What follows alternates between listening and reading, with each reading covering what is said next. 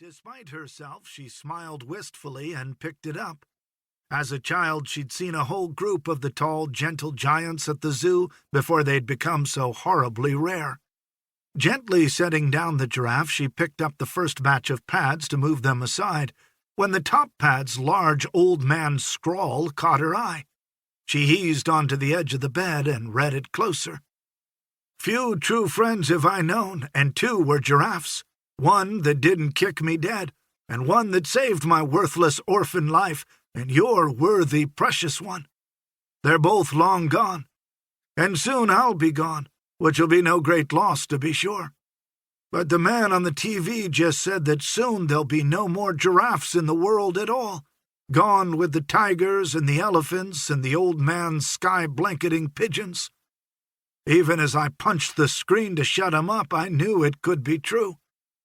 Somehow, though, I know there is still you, and there is still this story that's yours as good as mine. If it goes instinct too with my old bag of bones, that'd be a crying shame, my shame. Because if ever I could claim to have seen the face of God, it was in the colossal faces of those giraffes. And if ever I should be leaving something behind, it's this story for them and for you. So here and now, before it's too late, I'm writing it all down on the chance a good soul reads these words and helps them find their way to you."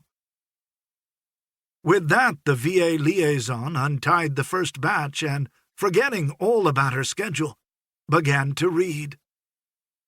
"I'm older than dirt, and when you're older than dirt, you can get lost in time, in memory, even in space.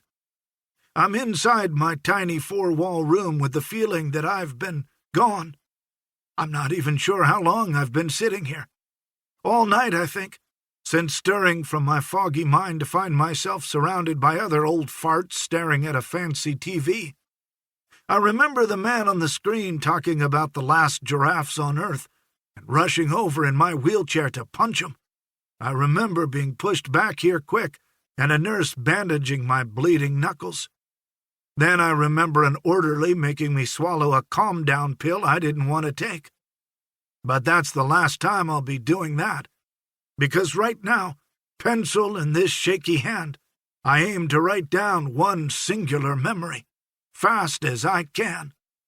I could spend what I feel in my bones as my life's last clear hours to tell you of the Dust Bowl, or the war, or the French peonies, or my wives, so many wives, or the graves, so many graves, or the goodbyes, so many goodbyes.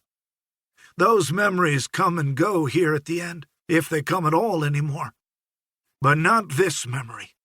This memory is always with me, always alive, always within reach, and always in living technicolor from deadly start to bittersweet finish, no matter how old I keep getting.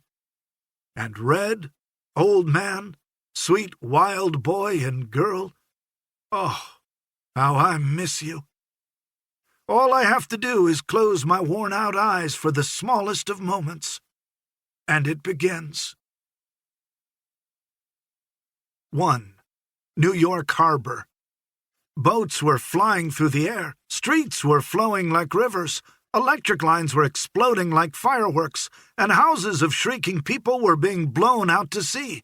The date was September 21st, the day of the Great Hurricane of 1938. The entire coast from New York Harbor to Maine got smacked so hard it was the stuff of legend. 700 souls gone to their final reward as wet as mackerels. Back then, you got no warning. You'd notice a storm over the water and you'd be worrying how bad that cloud looks when the banshee wind and rain hits and you're scrambling for your life. The dock piling I'd wrapped my scrawny young self around got whipped airborne. Next thing I know, I'm waking up in a ditch with a tramp yanking on my cowboy boots.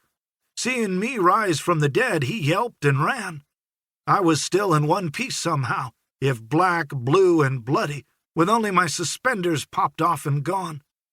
So as the rest of the living world began hollering for help or hearses, I wiped the dried blood off my face, grabbed hold of my trousers, and struggled to my feet.